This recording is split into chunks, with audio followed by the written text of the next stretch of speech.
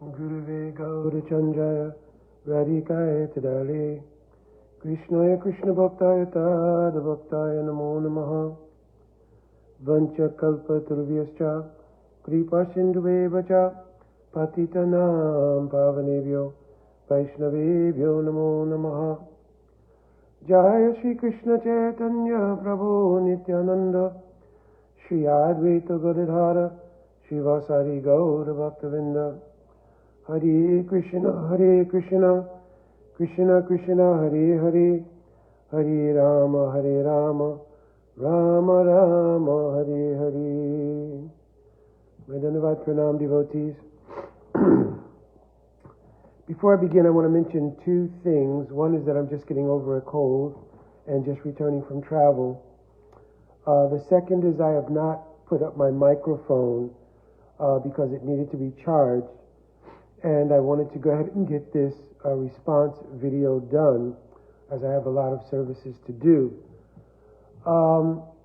I elected to respond to a second post by Swami Padmanabha.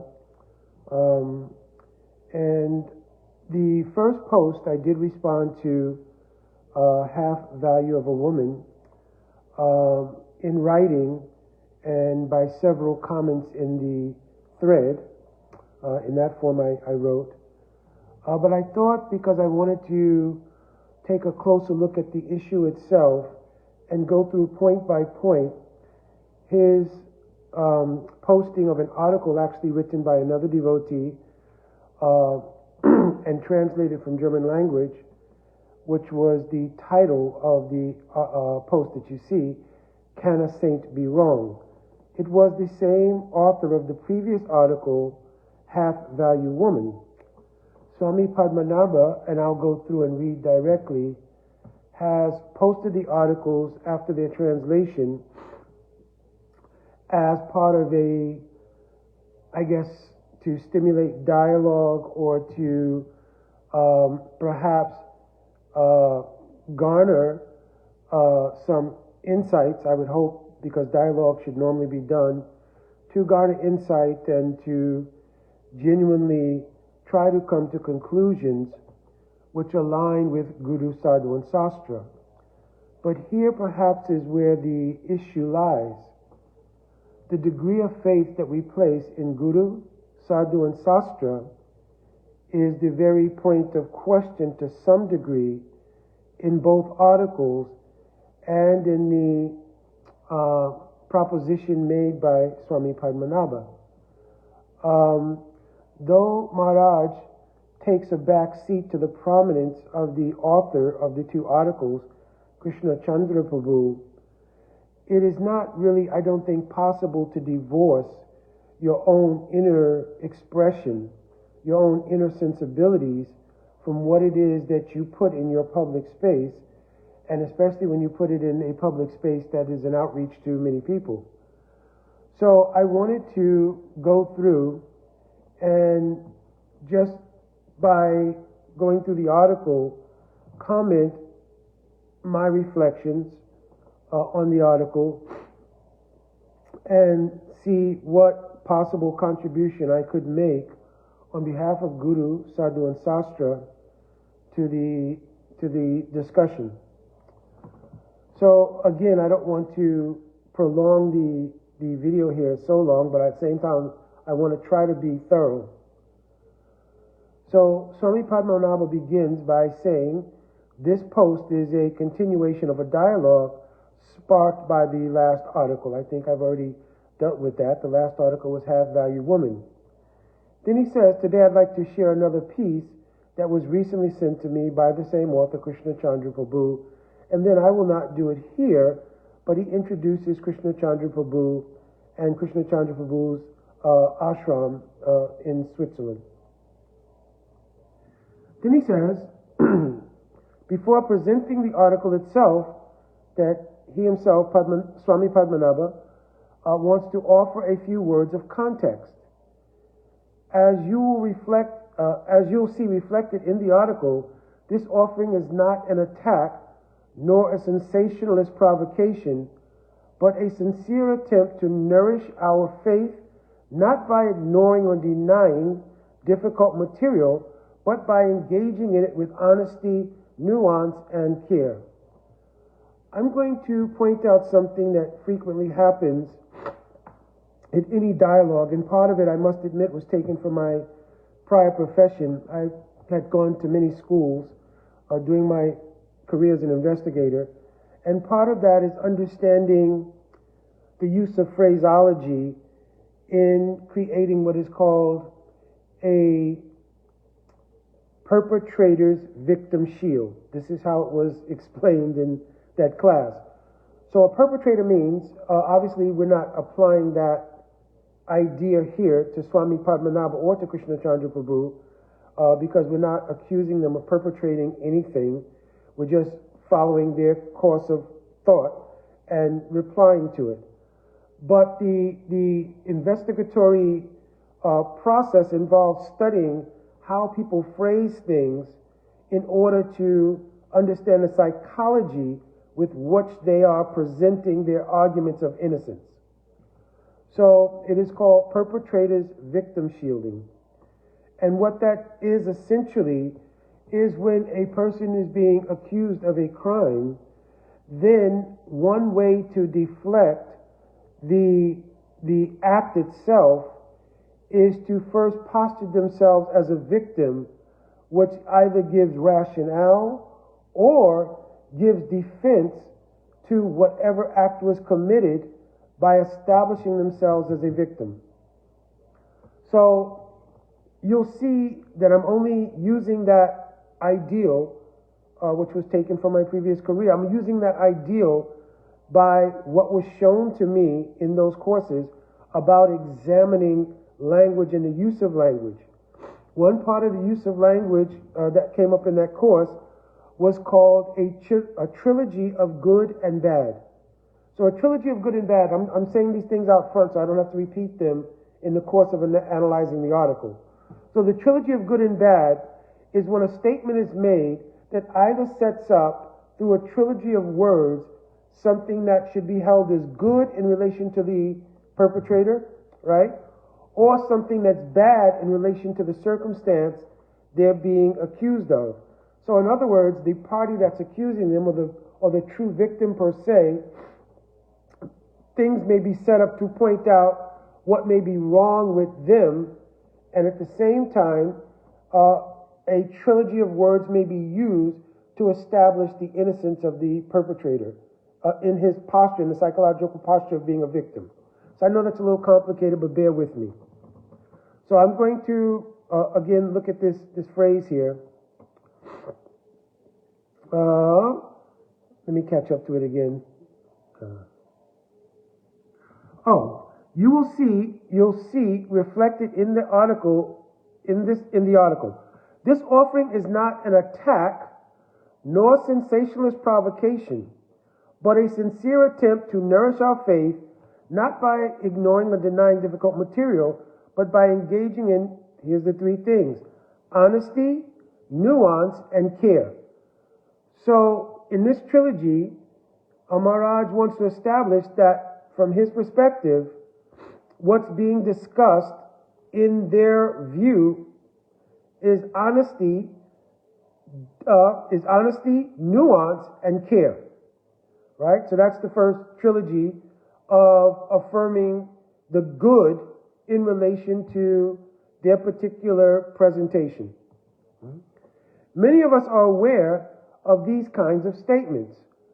And now he's referring to the statement that we'll read coming up shortly here that Srila Prabhupada makes in Srimad Bhagavatam.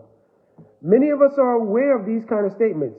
For some, they've stirred confusion. For others, they've been deeply impacted or even broken their trust. And still for others, these topics remain difficult to even acknowledge. So again, there's a trilogy here. This trilogy, however, just acknowledges three kinds of people who are victims. Right? So they are victims of the nature of the statement made by Srila Prabhupada or any statement of Sastra or statement of any sadhu. So let me read the statement, because I think without reading the statement, it'll be difficult to follow the context, right? So this is taken from the third canto Srimad Bhagavatam, chapter 5, verse 9, because this is the basis of the article that was written by Krishna Chandra Prabhu and his umbrage, I guess, with the statement in the purport of that particular verse. So actually, 359 is the verse, but I will go to the purport because that's where the article picks up and wants to give expression to the things I just mentioned. So there it says, every living being is under the plan of this natural inclinations in terms of the modes of material nature. So Srila Prabhupada starts out by stating or giving context to his statement that he's about to make. His work, and this is important to remember, he's saying his work is manifested in terms of the nature of the three modes. In other words, everybody in the material world is under the control of the material modes of nature. Everyone in conditional life is subject to the influence of those three modes of nature. His form and bodily features are designed according to his work. Essentially here, work also means karma. So in the third canto of Srimad Bhagavatam it is mentioned, karma na daivan na trena janto depapachye. That actually every single person's karmic portfolio, right down to their external features, the family they're aligned with, everything, is a byproduct of their karma. Right? Then he goes on to say, those bodily features are designed according to his work, meaning his karma. And his name is designating according to his bodily features. For example, the higher class of men are white, shukla, and the lower classes of men are black. So upon hearing that statement, without taking any further context, immediately social sensibilities arise, especially in the time that we're living in now, around whether or not this statement is a statement of racism. To say that the color white, or men of white color, or women of white color, I would imagine for that matter, and men or women of black color are inferior to those of white color. So by grasping or taking that first initial statement without context and without also another very valuable tool, which is intent, people may digest it according to their social, material sensibilities. So taking it according to those material sensibilities, naturally a discussion would arise, if a discussion arises, regarding whether or not the saint, in this case Al Srila Prabhupada, who's guru, sadhu, or saint, whether or not this statement is born from racism. So, obviously, for those who are practicing devotion, right, they will immediately have to reconcile, well, no, how is it possible that Srila Prabhupada would make a racist statement, etc., etc. Others whose faith is not very fixed and whose bhakti may perhaps is maybe not very mature, they may conclude there is a reconciliation to the statement based in spiritual context. Still others will have difficulty in seeing how this will have application in terms of dealing with the general public, and they may align their sensibilities with what they feel will be gleaned by the general public seeing a statement like this. Let's go on so we can try to develop some perspective on the statement itself. I don't want to get lost. This division, Srila Prabhupada's quoting exactly after that statement, this division of white and black is in terms of one's white and black duties of life. So now we have to start to take another consideration. So the statement then was not based on the color of someone's skin. It was not based on race. So therefore that really must not have been a statement around racism. Also, taking that Srila Prabhupada has made statements in this regard, such as statements in Srimad Bhagavatam 2.4.18, right? This verse begins, Kirata Hundra Andhra Pulinda Pukalsha. In this verse, Srila Prabhupada then in the purport systematically goes through all of the races, including European races, that were deviant from Vedic culture. and that had qualities which were essentially sinful. So by identifying those races which were essentially related to the nature of these races, with Srila Prabhupada being racist in terms of identifying people who are white in some negative light. Or was Srila Prabhupada simply following the contour of Srimad Bhagavatam and the statements of the Acharyas regarding an explanation around the nature of the creation, the nature of karma? So these are the things that have to be considered. So more mature devotees will understand contextually these statements had nothing to do with racism. But these statements had to do with the acknowledgement of descriptions given in the Sastra and the understanding of the spiritual implications of those statements. So now, again, if we go back and look at the context that Srila Prabhupada gives, this division of white and black is in terms of one's black and white duties, means the way you live, your lifestyle, your activities, your karma, the karma that you have and the karma that you're building. That is what is being described as black and white. Therefore, lower and higher statuses are being described in relation to the nature of activity. Just as Bhagavad Gita would assume, or not assume, but Bhagavad Gita states, Chaturvaryam Marisastam Guna Karma Vibhagasha. That the status of people in relation to Varnashram is based on guna and karma, the quality and the nature of activities. The same thing is being expressed here in the purport to this verse, which was 359 by Srila Prabhupada. How it became gleaned to be a statement regarding race had obviously to do, based on seeing the context of the purport, which, by the way, as we go down the article, we'll find that only that first part of the purport was quoted. We'll have to ask the author and the poster why only that phrase was quoted and not the reconciliatory statements regarding it.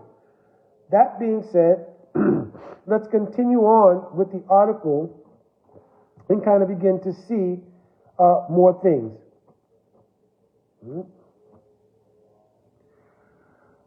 Swami Padmanabha then goes on to say, rather than falling into either extreme absolutizing everything a pure devotee says, or dismissing their entire legacy due to a few controversial remarks, this article seeks to walk the sacred middle path. Couple of things here. One is it says, rather than falling, which is offering only a dichotomous position, rather than falling into either extreme, right? So in other words, it identifies a dichotomy of, if you take a position that Guru Sadhana Sastra is absolute, and truly that everything a pure devotee says is absolute, you understand? Or completely dismissing them, because in other words, it offers that if you somehow or another accept everything as absolute, the only other alternative would be to dismiss what they're saying. You understand? And it bypasses one very important feature, which is to reconcile what they're saying. So here it says that rather than do either one of those two extremes, right, this article seeks to walk a sacred middle path. So the question here would be, is it a newly created path? Or is it a path that was created in our theological paradigm coming from Guru Sadhu Sastra? Because whatever we do in bhakti is vetted by the process of Guru Sadhu Sastra.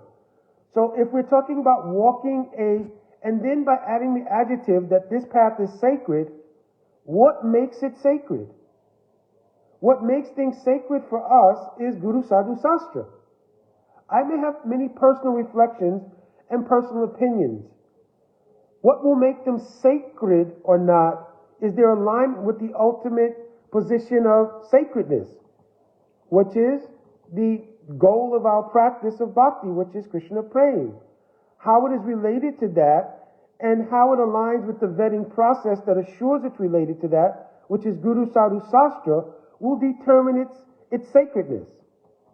So if we make a statement that we're walking the middle path, that path has to be identified, and therefore it can be determined whether it is sacred or not. Now, something may be sacred according to a subjective opinion, but again, when we put something in the public arena to be accepted as sacred, then it must align with the sacredness of absolutism of Guru, Sadhu, and Sastra. So I think part of the crux of the whole discussion here is on whether or not we're going to accept Guru, Sadhu, and Sastra as absolute versus accepting them as being in some way, form, or fashion relative. So let's continue with the article and see where we come out with that. This article seeks to walk the sacred middle path, I've already mentioned that, a path where we neither need to deny or blindly accept, but rather seek to understand. Seek to understand. Let me conclude with that. So he's saying the path is meant to help us understand, right? So certainly blind following is not at all accepted. There's nothing in Sastra, Sadhu, or Guru that says we should do blind following.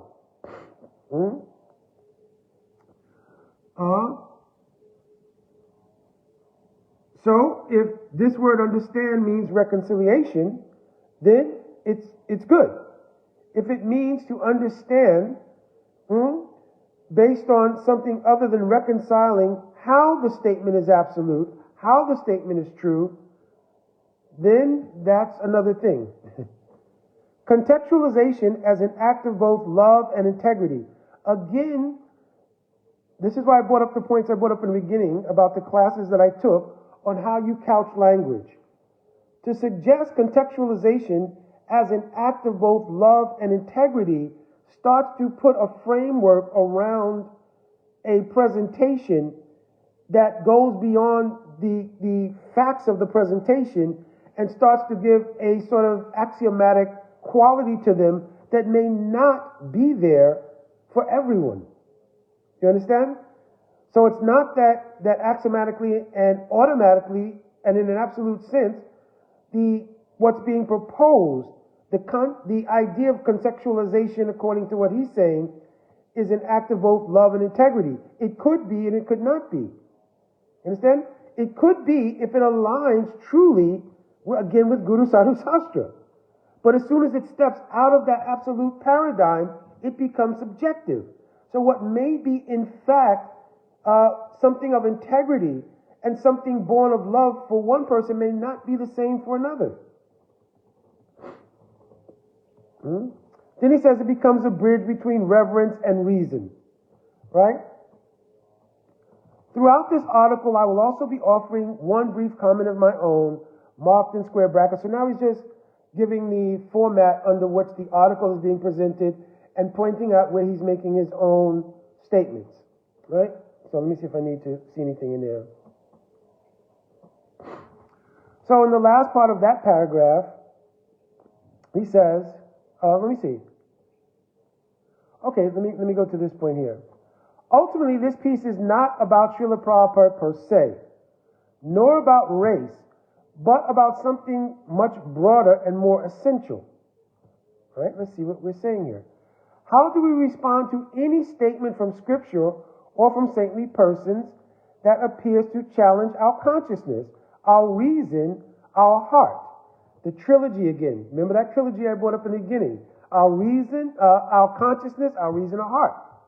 Right? Because a trilogy always speaks to an affirmation of that person's point of view.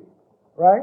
Now use it in the context of criminal investigations, obviously, and it doesn't apply here, but the phrasing, which is pointed out, this trilogy of phrasing is a psychological fact that when people present like that, it's for emphasis of their perspective on something. And especially certain words are around victim shielding, right? So that'll come up later on a little bit, all right? So he says it's not directly about Srila Prabhupada. So I want to get away from the idea, not I, but the poster and the author, especially the poster in this, because that's who's speaking now, wants to get away from the idea that it's about Srila Prabhupada. Why? Because Srila Prabhupada is the central figure of devotion for unlimited followers and disciples. So it would put a strain on your ability to have footing in a dialogue where you are about to say some things that do in fact challenge the faith or the standing of a sadhu like Srila Prabhupada. And it's also not about sastra, right? It's about something more central, right? Let me read this again. I don't want to misquote. Ultimately, this piece is not about Srila Prabhupada per se, nor about race, right? But something much more central. How to respond to any statement, yes, of scripture or of any sadhu or saintly person that appears to challenge our consciousness, our reasoning, and our heart. Right? How can we do so without diminishing the glory of devotion or the dignity of the tradition, and at the same time without sacrificing, here's the trilogy, coherence, honesty, and courage to ask necessary questions. So you see this constant building of that trilogy of good, that when I'm speaking relates to your own heart and your own heart's coherence, honesty, and courage. Is honesty, coherence, and courage not challenging the absolutism of Guru, Sadhu, and Sastra? So when you make the dichotomy that to offer a challenge to Sadhu, Sastra, and Guru based on your consciousness. Now then, of course, we obviously have to bring up, where is our consciousness? Are we bound in conditioned souls? And if we're bound in conditioned souls, there's only the influence of the modes of material nature and the influence of Swarup Shakti on the Atma. So if we are being influenced by the three modes of material nature, where is our consciousness? And if it is not in the paradigm of absolute, we are dependent on the absolute vision of Sadhu, Sastra, and Guru. These are essential things. So what's being stated here is that to challenge that, he's offering to challenge that because of our consciousness and our reasoning born from that consciousness, because then how our prism of seeing Sastra and Sadhu, everything will be born from our level of consciousness. Even within the spiritual consciousness of absolutism, the maturation of a devotee is the prism by which they see Sastra. So Sastra could be seen on many levels. Samanyanu Upakyan, Guyu Upakyan, Guyataru Upakshan, Guyatamu Upakshan, Savaguyatamu Upakshan. So one verse in any Sastra could be seen on so many different levels according to the consciousness, even within the full nature of Saranagati and doing bhakti. What to speak of the myriad of prisms it may be seen through for those whose consciousness is still influenced by the material modes of nature, even if the predominant mode is the mode of sattva gun, or the mode of goodness. Some may view this kind of reflection as inappropriate, controversial, or even offensive. Now,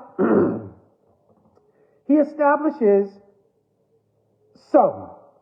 So some are obviously people whom he's now going to describe, who may view this article in a certain way. But a very interesting thing is that now he uses the trilogy of bad. Now, bad here doesn't mean absolutely negative. It's just a juxtaposition to words like honesty, courage, heart. You use words that challenge the sensibility, because obviously when something happens that's inappropriate, it raises our level of anxiety. Something that's controversial will also cause anxiety and a lack of peace to some degree. Something that's offensive in the context of those practicing bhakti is something that really raises anxiety. It may also raise a great degree of other sort of negative feelings, and certainly it disturbs peace. Everyone looks for peace. So when you've established that some, right, some simply means others, right, who then will look upon this reflection. So Swami Padmanabha is saying this is a reflection. Obviously, it's a reflection of the original author, Krishna Chandra, and it's also a reflection of his. And to challenge the right to have that subjective reflection, right, as either inappropriate, controversial, or offensive, gives off the vibe that those people who will do so are bad. It's not intended that way, but the language is couched in the psychology I talked about earlier, where because if you look, no adjectives were given to the sum, which will come up later in description of himself. Now, listen to this carefully. But my hope and prayer are both hope and prayer, two words that more trigger peace, happiness, the sensibility of good, right? My hope and prayer is that we can receive it for what it truly is. So now he establishes that what he's about to say, the true purport or import of it is, now listen to the following words. So he gives adjectives to a subjective reflection and hopes that those some whom will challenge by three negative implications, that they will feel it's inappropriate, controversial, or offensive, right? All negative connotations, right? But what it truly is a sincere and respectful effort to engage in crucial issues that many silently carry. Now, another thing comes into play here. Hope and prayer are both positive things, right? That mood of hope and prayer seems to bypass the some who may be hoping and praying that the perspective on the absolute nature of Guru, Sadhu, and Sastra, and therefore perhaps the need to point out something as appropriate, controversial, or offensive is born from the same hope and prayer. Because those adjectives were not applied to the sum. And I'm going to go on here and point out another factor about that. Then it gives indication that the hope and prayer is coming from one side, right? And that side is also carrying a mantle for those who have been silently struggling with this particular issue. So now, and this is another thing, going back to the original statements I made about what I had studied in my job as law enforcement, and that's that one of the things that comes in victim shielding is the idea of championing the cause of others who are victims. You understand? So it raises up to the point of a kind of martyrdom or championing the cause of those who are in a similar condition, right? But by saying that they silently carried it, it now adds another dimension of bravery, courageousness, and just the idea of the goodness of the person speaking, that they're speaking up for others, right? And they're going to do this in a way that it helps us to grow. Now listen, here's another trilogy. It will help us to grow in maturity, authenticity, and trust. So now let's go back and take a look. Those factors,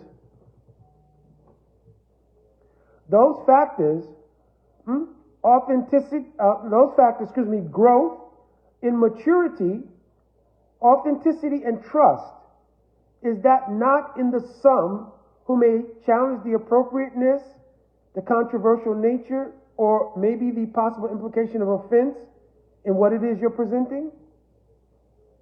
So the constant trilogy related to possibly being the victim of criticism coming from others, right, puts you in a position where you're shielding yourself from any sort of justifiable criticism.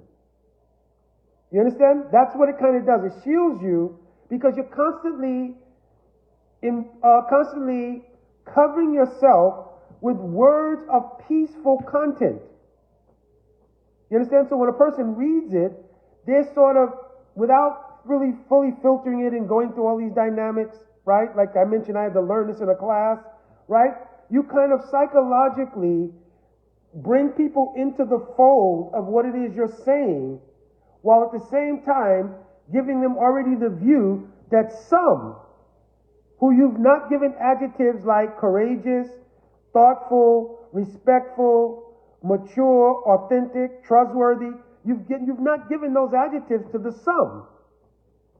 What has been related to the some is that they'll bring things into the picture that would be anxiety under normal circumstances. Something that's inappropriate causes anxiety. Something that's controversial causes anxiety and a lack of peace. Something that's offensive certainly causes anxiety and a lack of peace. So language is very important, and how it's used is very important. Then he says, may we continue deepening our faith, not by hiding from complexity, but by learning to hold it with grace. Here's another trilogy: grace, depth, and discernment. So this was a complete thrust of the use of the psychology of manipulation of words. And I don't use manipulation in a negative sense here. I use it of the context of victim shielding. So, as I mentioned in the beginning, when a person feels themselves in some way, form, or fashion to be a victim under any circumstance, right? So I'm not applying it to the criminal context that I used to describe what was the basis under which I learned it. That's not the framework here. But the framework is that the psychology is the same. That if I'm a victim of something, I want to espouse something that I know may go against the established absolutism of Guru, Sadhu, and Sastra. That is a tall mountain to climb. With the support, by acknowledging others who've had to silently carrying the burden of doubt due to their victimhood, trauma, or other mal or misapplication of bhakti in their life, I'm willing to stand in the gap and bring up this very difficult subject matter for you. At the same time, by doing it, it will hope to deepen your faith by asking you to divest your faith in the absolutism of Guru, Sadhu, and Sastra, because essentially that's what has to happen. If the Sadhu is not absolute in their statements, and their statements cannot be reconciled in the absolute, it axiomatically attributes the fault of the influence of material energy on them. In other words, if the statement that Srila Prabhupada made here was born from an intent of racism, that would mean the influence of the material modes of nature on the bodily platform. If it was made in the position of transcendence, then the statements would have to be both true and the statements would have to be reconciled as to how they're true. So, let's go on. So now he makes a gentle note. I feel that, if you feel that according to your current stage of faith, reading this article might cause more confusion than nourishment, I encourage you to use your discernment accordingly. So I guess this is a PSA, for lack of a better word, that if you don't think that your faith is up to the task of dealing with the subject matter, perhaps don't read it. I agree with that. I agree, especially for those who are newer devotees, those whose maturation in the process of bhakti and their maturation in understanding of Guru, Sadhu, Sastra may not be so mature that it may cause doubts. Then I would say it may not be the best thing to be engaged. But then the question would be, why put it in a public forum where there will be many people who have that situation? But that being said, since it is in a public forum, maybe it's speaking to those who feel more comfortable to address it from the opposite polarity or from a different perspective, and perhaps that's what the warning is about. Then he begins Krishna Chandra Prabhu's article, which I'm not going to go into fully, but I'll just give an overview of it. Krishna Chandra Prabhu begins to give a background that he attended a Steiner school. I would imagine that's a school in Europe. And so he gives some thoughts on Rudolf Steiner. I'm not really sure who that is, and so forth, so on. But basically, he begins to break down from the basis of this person, right, that they had obviously some racist tendencies. Now, I'm saying that because according to the statements he's making, like for instance, he's saying that Steiner, the spiritual father of one particular group, does not make it easy for his followers. Racist statements such as Negroes belonging to a degenerate race, quote, that was a quote, or that the white race is the future race, the race that works spiritually, permeate his works. So obviously, these statements are racist, right? Right? Because he does not give any context that he's using the words whites and Negroes in a particular ontological spiritual context. He's simply describing two races of people, right? So obviously those statements are racist, and obviously you cannot vet any absolute truth regarding those kind of statements. Now, certainly they may offend someone's sensibilities, right? Those who are more mature again in bhakti will simply dismiss it as someone who's under the condition of material life, and therefore they're in the Bali platform of life, so they see things in such a way, right? So then he goes on to quote more things from this person, and perhaps this is what formed the foundation of the social sensibilities and the social and the personal triggering by such words in Krishna Chandra. That maybe perhaps because of his affiliation or dealings in, I don't know what stage of life this was for him, but maybe those things shaped a certain social sensibility that didn't allow him to get past statements that even reflect, or he's triggered by statements that even reflect things like this, where he's unable to accommodate the ability to reconcile the difference between these statements and the statements made by the infallible nature of sadhus who are self-realized and transcendent. So now let's come down to where he begins to speak about Gaudiya Vaishnavism. I'll see if it's apropos here. I have yet to witness this kind of mature, transparent approach to take root within most Gaudiya Vaishnava circles. And yet it feels increasingly important to acknowledge that when the sacred enters the world, it often does so clothed in a certain degree of cultural and historical conditioning. Right? So I guess if I went back a little bit, I don't want to, again, prolong this, but essentially he's saying that within the Gaudiya Vaishnava Mandal, apparently he's digested statements like the one in this verse and purport as being something that needs to be approached and dealt with in a way that he feels has not been done appropriately by Gaudiya Vaishnavas for some time, and he feels, and he's stating that whenever the sacred enters into the world, so that means in our context of bhakti, the sadhu, the sastra, and guru, which are all considered infallible according to our theology of bhakti, but he says they're all clothed in some degree of cultural and historical conditioning.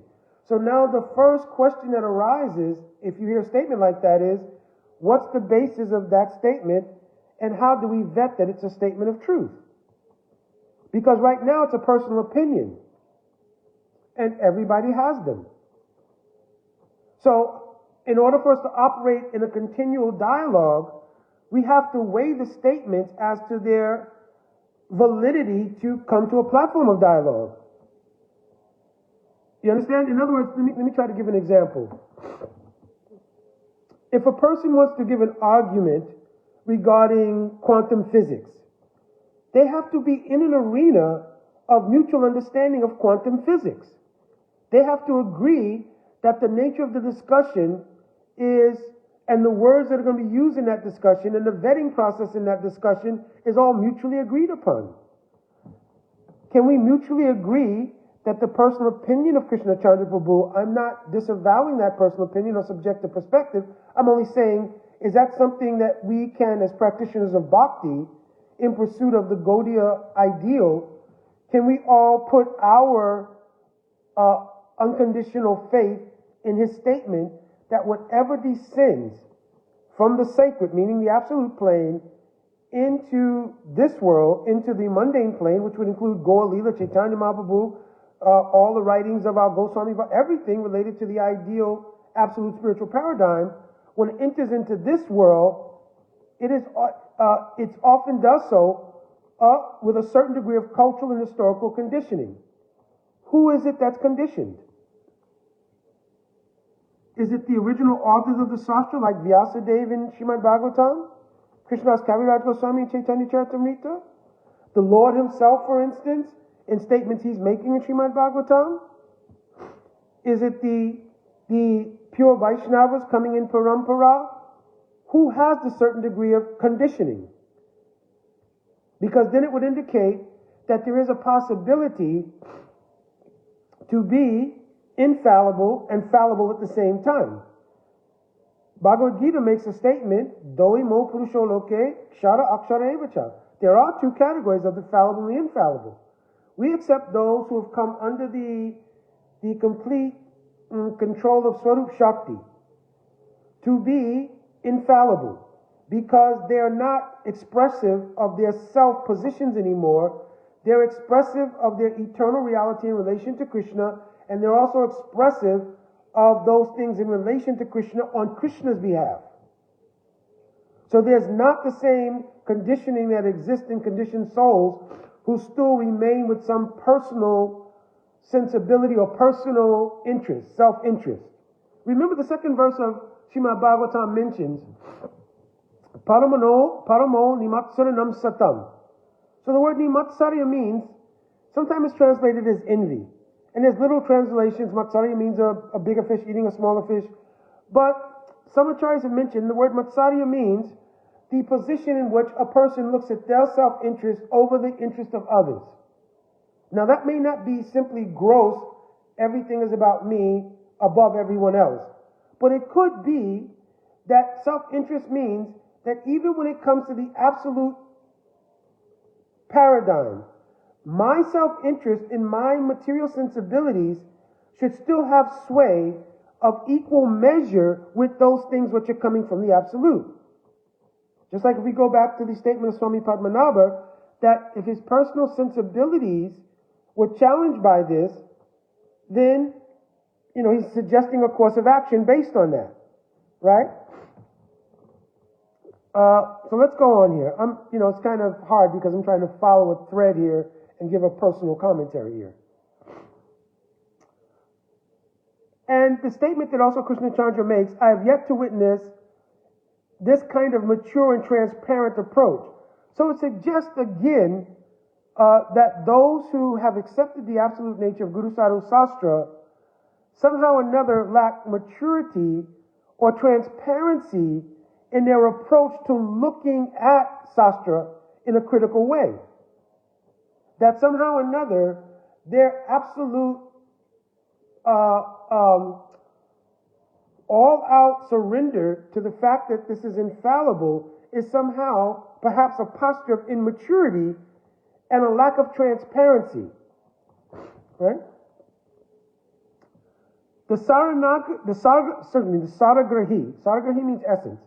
The Saragrahi seeker of essence embraces the sacred while recognizing the socio-cultural conditioning. Again, now, this is going to be a series of statements that are made, which I would beg to find sastric vetting for. But here, since we've already questioned the absolute nature of Sastra, which is the very issue at hand, then what are we left with as a vetting process to validate these statements? So the essence seeker, he embraces the sacred while recognizing the socio-cultural conditioning and has the right and responsibility to set aside what is untrue. So that's a very controversial statement. So something in the Sastra which is claiming absolute truth could be in fact untrue. Not that it's reconciled of how it's true, but it could in fact be untrue. Then he says this is not a betrayal of faith, but an expression of deep trust. Again, everything that's being said by Krishna Chandra Prabhu are statements of his personal perspective that how will everyone else vet? You may garner a consensus among other people who may have a like mindset in terms of their present conditioned life. But all of us in our conditioned life look to an absolute expression of truth to confirm something? Where will we vet that what you're saying is true or untrue besides yourself? If you bring 1,000 people who have a like mindset, it still will not confirm it as absolute.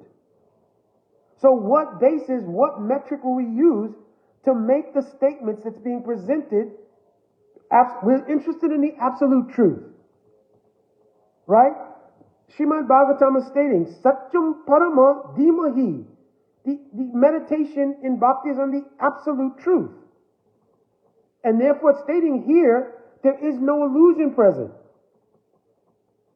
This is the nature of why we can take full faith in Srimad Bhagavatam and in the statements of Shastra.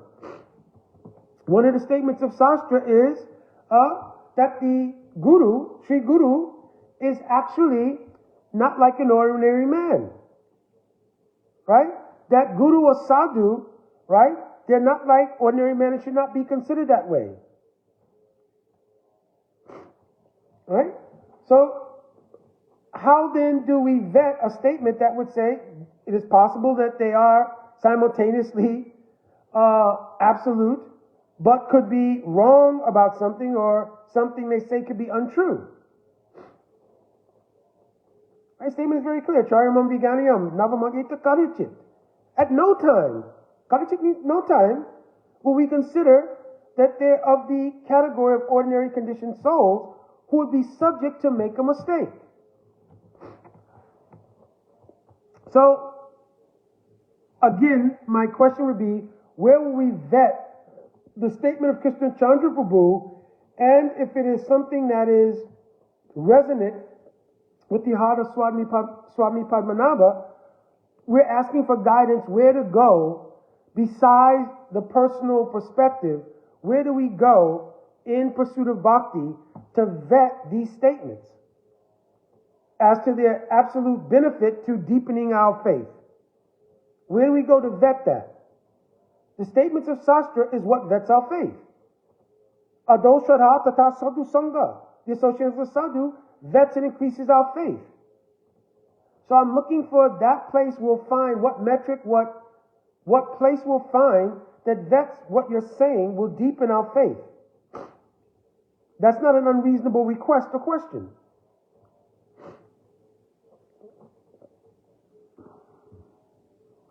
All right, so I'm just going to conclude here very shortly, but it says here, and I've skipped over one part here, but it's not contextually, I don't think necessary. In Steiner's work, these cultural relics, these problematic statements are, of course, very rare. But precisely those are the ones being examined and addressed. Similarly, in Srila Prabhupada's vast spoken and written legacy, such statements are relatively few, but they do exist and they deserve careful attention.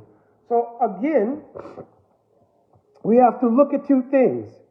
Was Steiner a realized soul?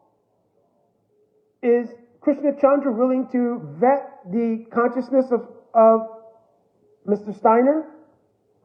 And if so, or if not, is it an adequate comparison to statements made by Srila Prabhupada? You understand? In other words, because anything, racism is an intent.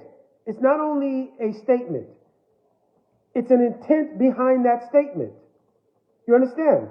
There is an emotional content to what is racism or misogyny or any other kind of personal negativity. There's an intent behind it.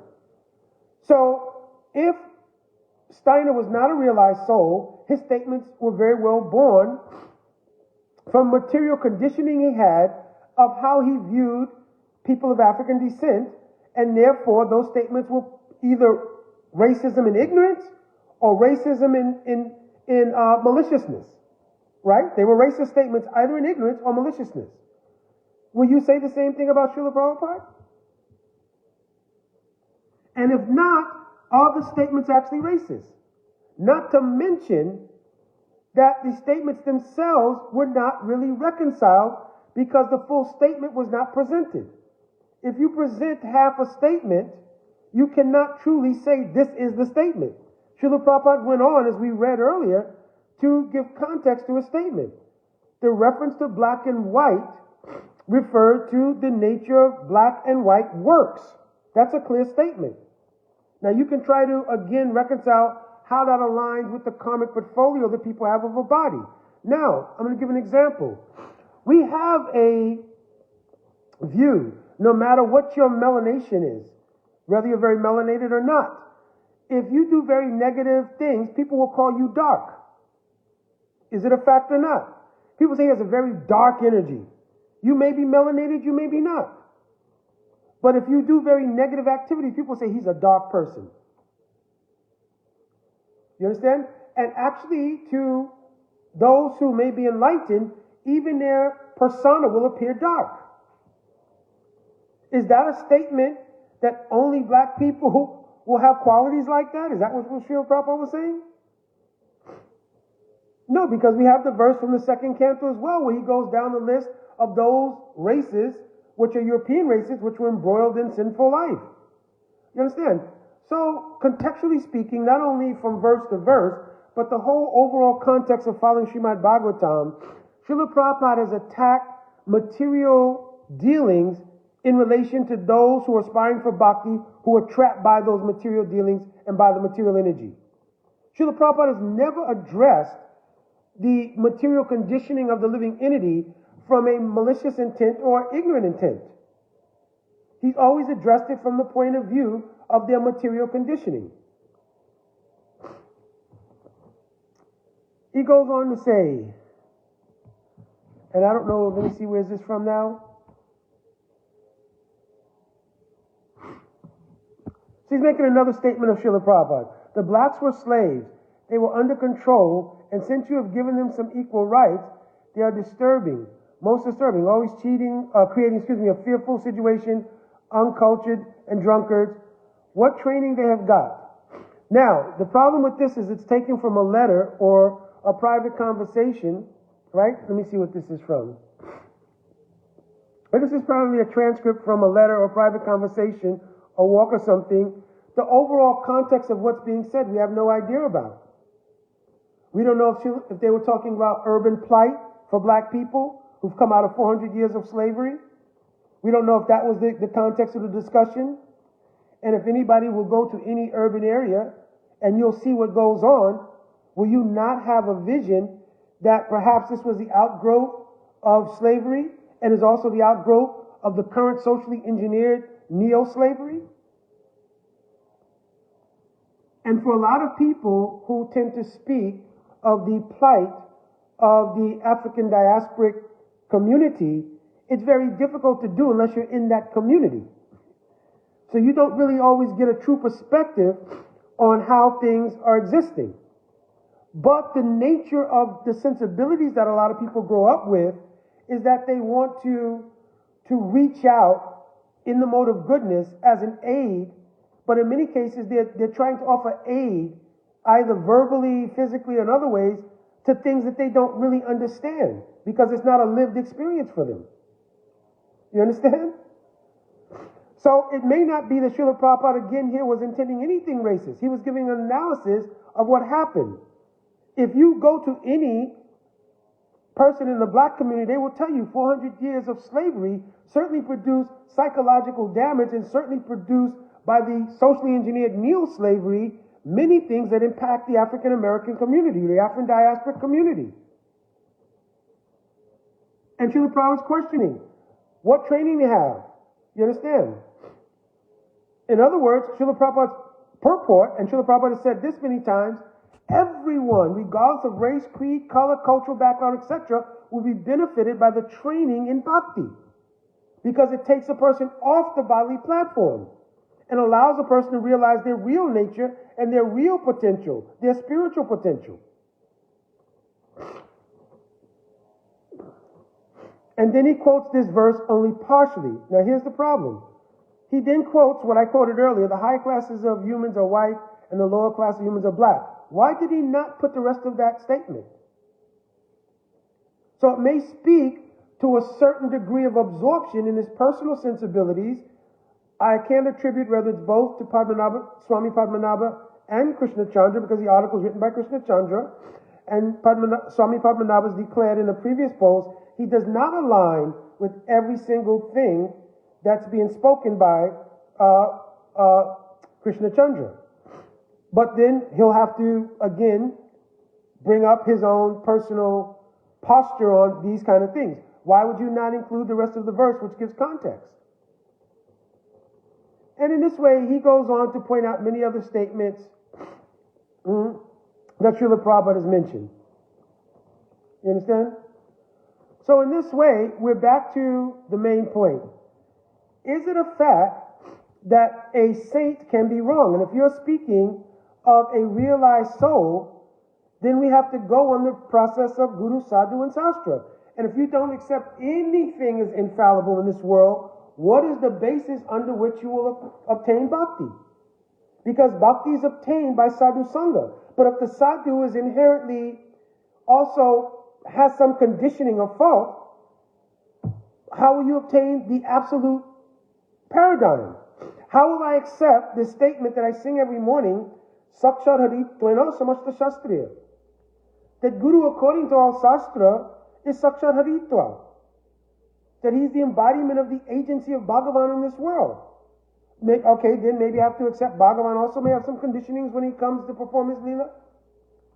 Shastra spoken by Sadhu, by Bhagavan, inspired by Bhagavan also. So then where is the footing of absolutism in regards to everything? Where is it? If everything can be relative, right, and there's no reconciliation to the absolute, then where is our footing in the absolute paradigm? And moreover, if you espouse this philosophy, from where did you get it? And if you got it from someplace, how can we vet that? So in this way, and of course, if you look in many cases, right, this seems to be a personal sensibility, right? And even the prism through which they look at Shastra is also through that personal sensibility. But that can't be a universal application that's now included in Gaudiya theology, that the absolute can also be fallible. You understand? All Apasampradayas have started from a slight ideal of a thought that grew from a personal perspective, found consensus among other souls who resonated with it, and an Apasampradaya is created. You understand? So in the same way, a personal perspective doesn't equate to absolute truth. And even if you get other people who have the same sensibility, it still will not equate to absolute truth.